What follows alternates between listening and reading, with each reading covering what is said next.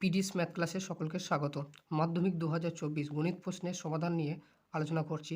আজকে চতুর্থ দাগের 3টে কোশ্চেন সমাধান করে দেখাবো। চতুর্থ দাগের একের কোশ্চেনটা আছে, একটি আইসক্রিমের নিচের অংশ শঙ্কু আকৃতি এবং উপরের অংশ অর্ধগোলাকৃতি, যাহাদের ভূমি একই, শঙ্কুর উচ্চতা 7 সেমি এবং ভূমির ব্যাসার্ধ 2.5 সেমি হলে আইসক্রিমটির আয়তন নির্ণয় করো। এটা একটা আইসক্রিম যার নিচের অংশটা শঙ্কু আকৃতির আর উপরের অংশটা অর্ধগোলাকৃতি। এখানে দেওয়া আছে শঙ্কুর ভূমির ব্যাসার্ধ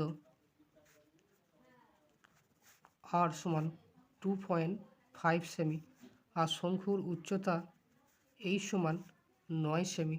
তাহলে শঙ্কুর আয়তন হবে, শঙ্কুটার আয়তন হবে 1/3 পাই আর স্কোয়ার এইচ।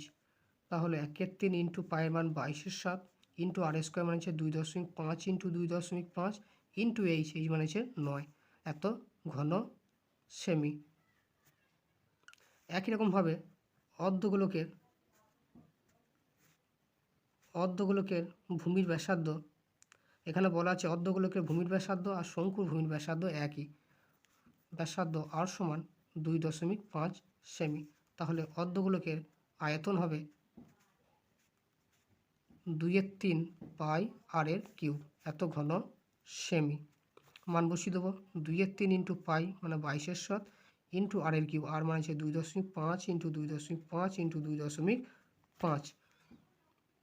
অতএব আইসক্রিমের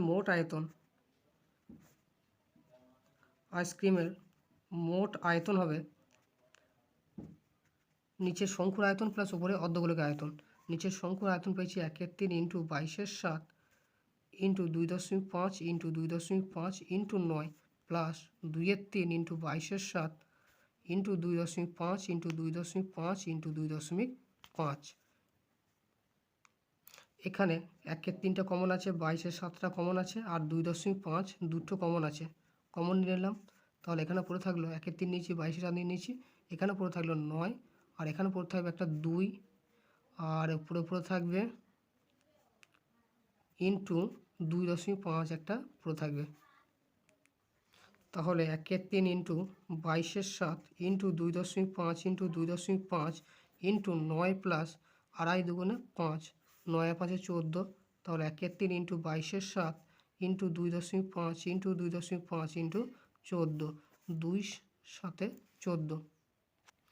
এবার উপরগুলো গুণ করলে হবে 275/3, 275কে 3 দিয়ে ভাগ করলে হবে 91.67 এত ঘন সেমি, এত ঘন সেমি। এটা প্রায়,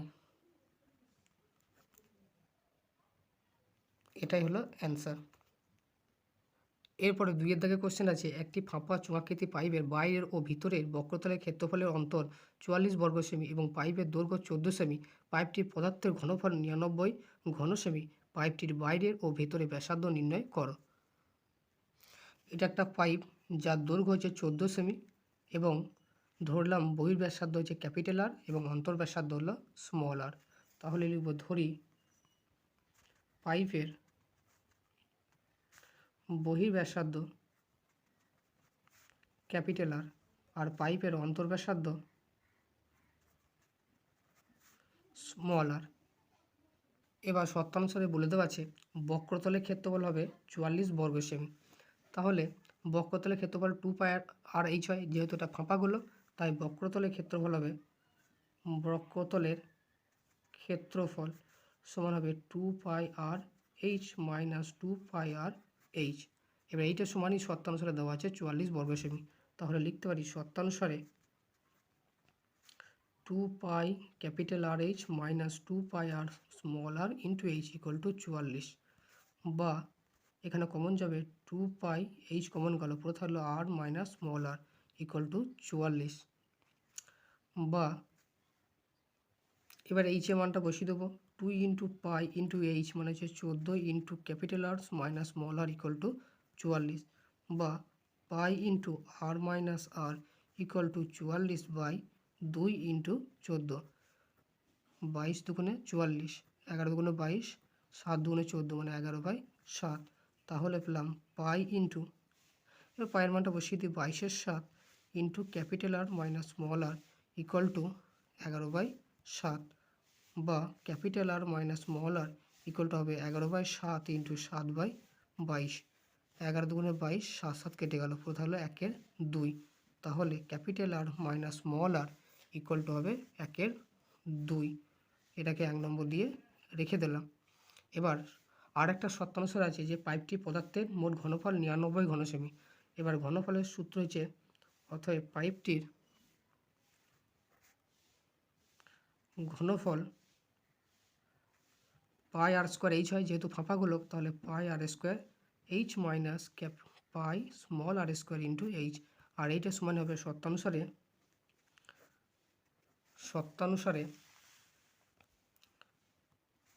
পাই capital R square into small H minus small R square into H equal to 99 ঘন সেমি।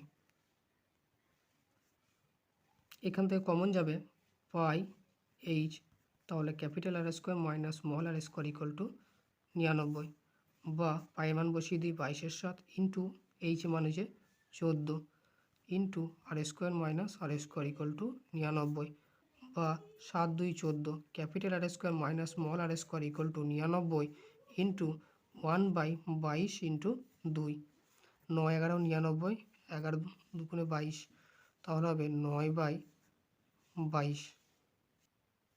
এবার এ স্কোয়ার মানে বি স্কোয়ার সূত্র হয় A plus B into A minus B equal to 9/22। এবার 1 নম্বর সমীকরণে আর মাইনাস আর এর মান পেয়েছে হাফ, এর মানটা বসিয়ে দেবো।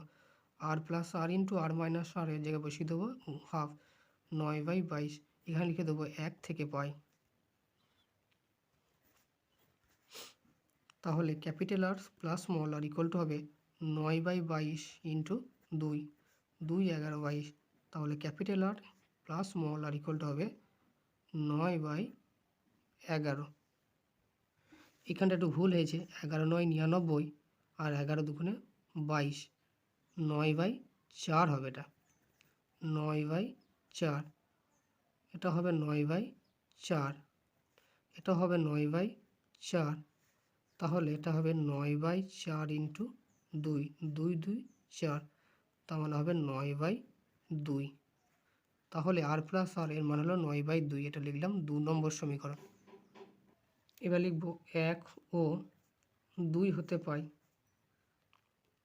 1 নম্বর সমীকরণে ছিল R minus R equal to half, আর 2 নম্বরে R plus R equal to 9/2। এখানে আর আর কেটে যাবে, তাহলে 2 আর ইকুয়াল টু 1/2 প্লাস 9/2, 2 লস হবো, 9 1 10।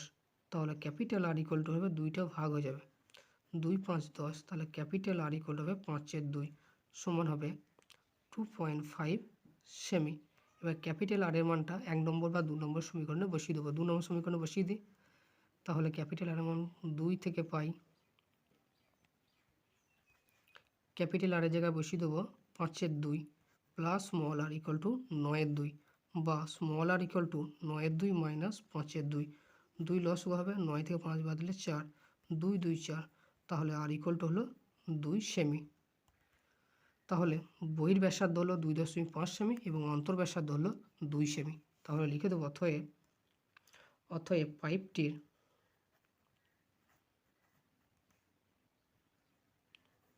বাইরের ব্যাসার্ধ 2.5 সেমি আর পাইপটির ভিতরের ব্যাসার্ধ হবে 2 সেমি। এটাই হলো অ্যান্সার। এরপর 3 দাগে কোশ্চেন আছে, ঘনকাকৃতির একটি সম্পূর্ণ জলপূর্ণ চৌবাচ্চা থেকে সমান মাপের 75 বালতি জল তুলে নিলে চৌবাচ্চাটির 2/5 অংশ জলপূর্ণ থাকে। চৌবাচ্চাটির একটি ধারের দৈর্ঘ্য 1.5 মিটার হলে প্রতি বালতিতে কত লিটার জল ধরে? এখানে ঘনকাকৃতির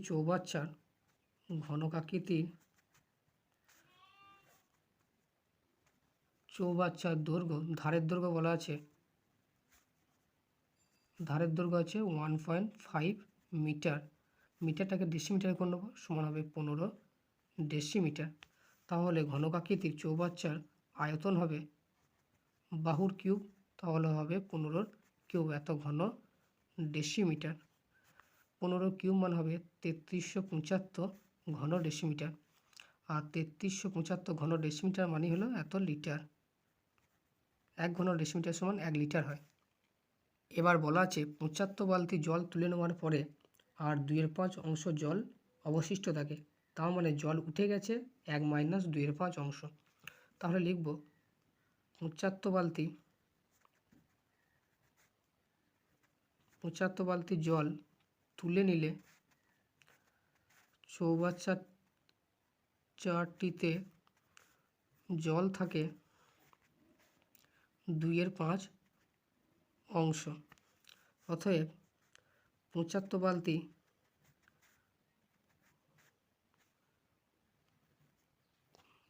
জল তুলে নিলে জল উঠেছে 1 মাইনাস 2/5 অংশ। 2/5 অংশ জল পড়ে আছে, তাহলে সেটা মোট অংশ থেকে বাদ দিলে হবে যে অংশটা উঠে গেছে। 5 লসাগু 5 মাইনাস 2 মানে হবে 3/5 অংশ। এই 3/5 অংশ জলটা 75 বালতি জলে উঠে গেছে। তাহলে চৌবাচ্চাটি মোট আয়তন হচ্ছে 1 অংশ আর জল তুলে নেওয়া হয়েছে 3/5 অংশ।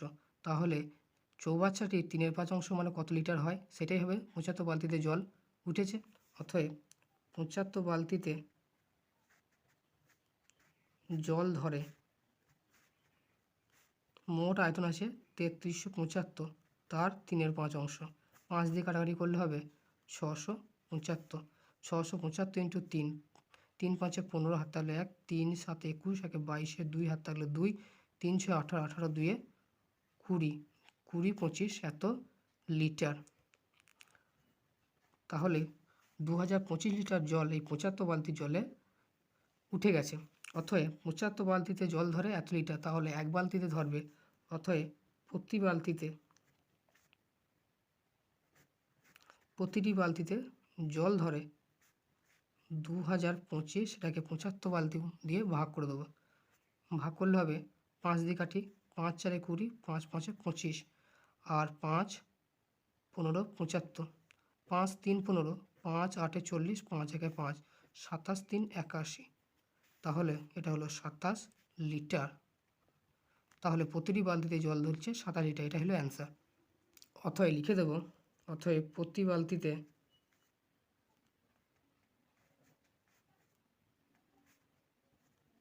জল ধরে 27 লিটার, এটা হলো অ্যান্সার।